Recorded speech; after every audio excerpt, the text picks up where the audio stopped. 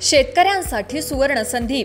सुजल agro, नाना master नगर, कर्जत येथे power tiller, power weeder, brush cutter, फवारणी pump यांसारखी शेती उपयुक्त अवजारे उत्तम क्वालिटी आणि वाजवी किमतीत उपलब्ध. VST शक्ती आणि किसान क्राफ्ट कंपनीचे अधिकृत विक्रेते. शासकीय अनुदानास पात्र. आजच सुजल ॲग्रो, नाना मास्टर नगर येथे भेट द्या आणि आपल्याला आवश्यक असलेली शेती उपयुक्त अवजारे खरेदी करा. संपर्क 9665989111 8625060787.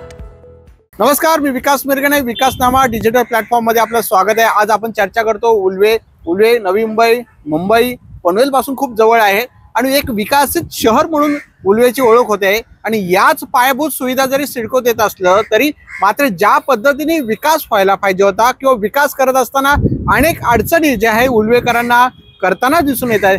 याच समस्यावर अनेक दिवसांपासून सोशल मीडियातून राष्ट्रवादी काँग्रेसच्या माध्यमातून आपली बाजू मांडणारे आमचे संतोष काटे जे आहेत, राष्ट्रवादीचे अध्यक्ष आहेत उल्वेचे. सर, आपलं स्वागत आहे विकासनामामध्ये. नमस्कार सर, काय चाललंय सध्या उल्वेमध्ये? काय चाललंय सध्या उल्वेमध्ये? साहेब, विकासाची कामं चालू आहेत आणि आम्ही त्याच्यामध्ये जास्तीत जास्त त्या विकासामध्ये लोकांच्या हितामध्ये आमच्या पक्षातर्फे, आमच्या उल्वे नियोजन समितीतर्फे व आमच्या सर्व सभासद कार्यकर्त्यांमार्फत कशा प्रकारे जास्तीत जास्त सेवा करता येईल याचा साहेब प्रयत्न चालू आहे आणि हाच प्रयत्न आम्ही पुढे असाच घेऊन चालत आहे.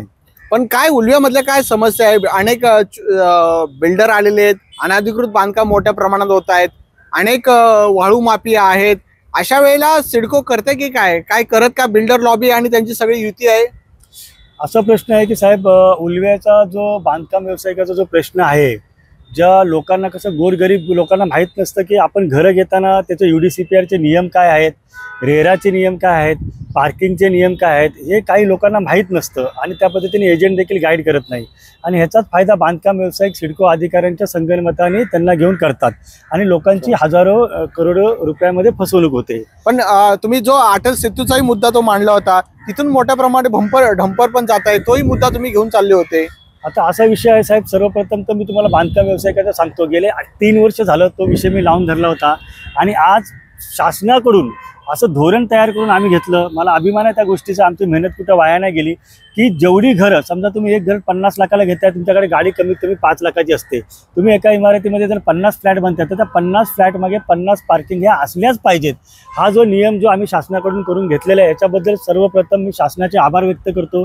आणि काही प्रमाणामध्ये लोकांनी जनजागृत होऊन संपूर्ण सिडकोकडून ह्याची माहिती घेतली पाहिजे.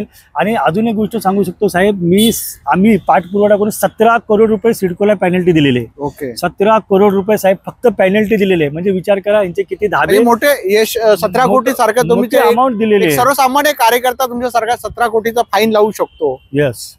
आपण तिथले प्रश्न काय आहेत? पायाभूत सुविधा होत आहेत, पण प्रश्न अजूनही उल्व्यामध्ये परप्रांतीय संख्या वाढते, गुन्हेगारीचं प्रमाण सुद्धा मोठ्या प्रमाणात वाढते. त्याच्याबद्दल काय राष्ट्रवादी काँग्रेसची भूमिका काय आहे? साहेब, सर्वप्रथम तर उल्वेचं जे पोलीस स्टेशन जे होतं ते एका कोपऱ्यामध्ये होतं.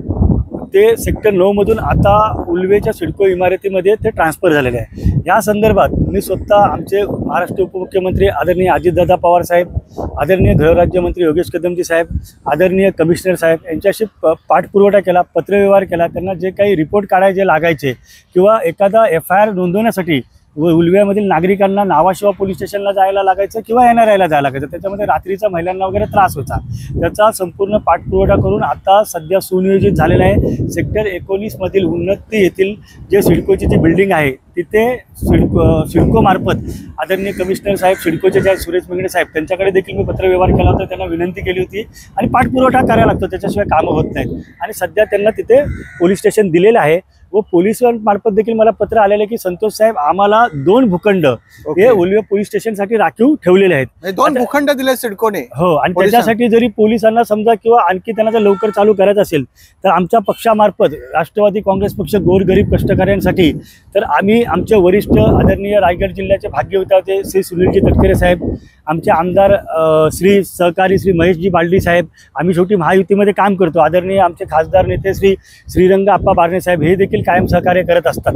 पुढे काय भविष्यामध्ये समजा तिथं जरी सहकार्य लागेल तर आम्ही त्यांना सांगितलेलं आम्ही तुम्हाला 1001% सहकार्य त्या पोलीस स्टेशनसाठी करू.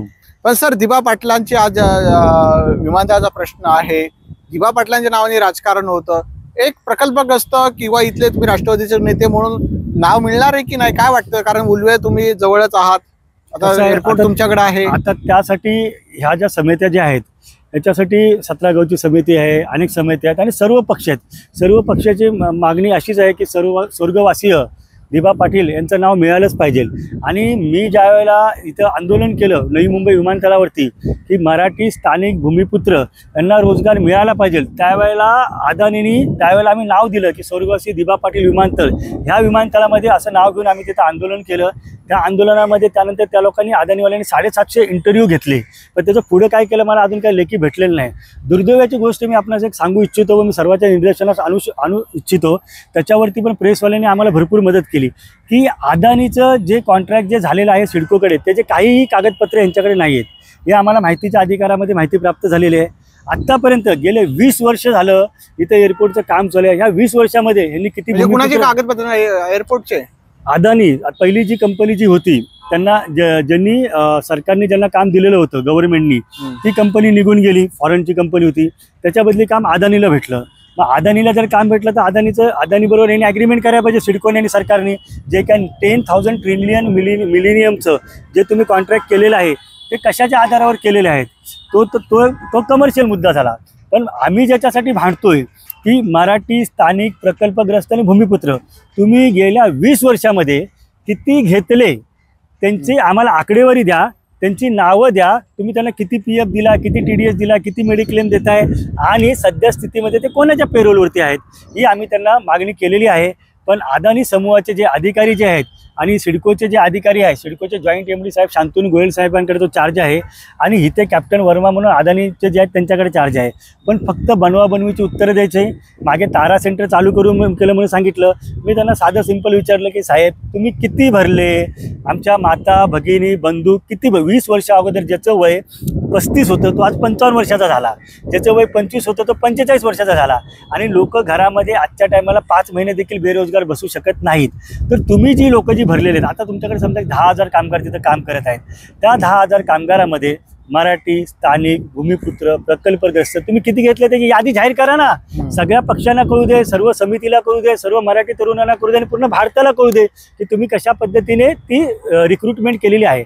पण त्याचं ते काही उत्तर देत नाहीत, नुसती उडवाउडवीची देत. 12.5% भूखंड जे आहे प्रकल्पग्रस्तांना मिळालेला नाहीये, तोही वाद आहे. तर किती प्रकल्पग्रस्तांना अजून भूखंड मिळायचे राहिलेले आहेत? साहेब याच्यावरती मी एवढंच सांगेल की मागे माझ्याकडे एक विषय आला होता 10 शेतकऱ्यांचे जे भूखंड काही कारणास्तव त्यांच्या खोट्या सह्या वगैरे घेऊन त्यांची फसवणूक करून बांधकाम व्यावसायिक आणि काही अधिकाऱ्यांना सरकारी अधिकाऱ्यांना संगनमत घेऊन त्यांची फसवणूक झाली होती.